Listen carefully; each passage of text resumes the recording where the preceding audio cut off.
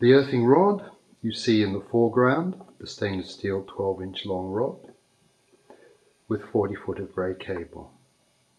We have already connected the intermediary white cable to the earthing sheet, and now we're going to tuck the sheet into place and then run the cable around the corner of the room to the window.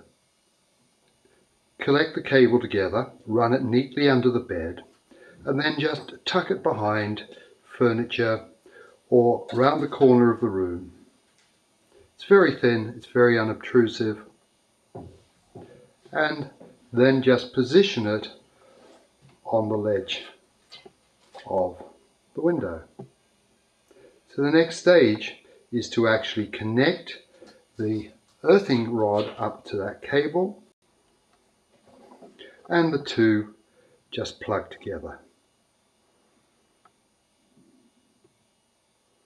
We've connected the rod cable and the white cable from the sheet together, and now if we just open the window and feed the rod cable through the window, position the cable in the hinge corner of the window, so that's on the other side, Joe, and then it tends to stay in place. And then after we have dropped the cable down, we can simply close the window and it stays in place. The cable is very robust. We have had a cable installed for over 3 years, and we open and close the window at least once a day to air the room. We check the cable every month, and we have not found to date a fault with the cable. It is very good to keep the connection inside and just have the grey cable outside so the connection doesn't get damp at all. You can drop the cable out the window. We have on the 4th floor of our house a window, and the cable still reaches all the way to the ground.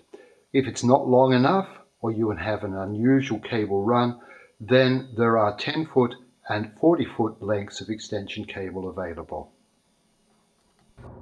Having chosen a nice location for your cable, preferably close to the house and preferably away from anything that is obviously electrical, like the clothesline or other poles in the ground or TV aerials, then just find your spot and push the rod into the ground.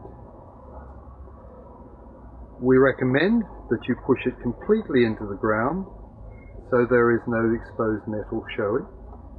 You can position it under a tree out of sight, but generally it's very unobtrusive.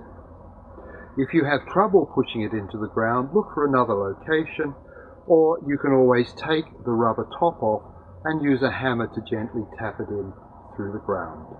This ground has gravel on top of it, but there is soil underneath.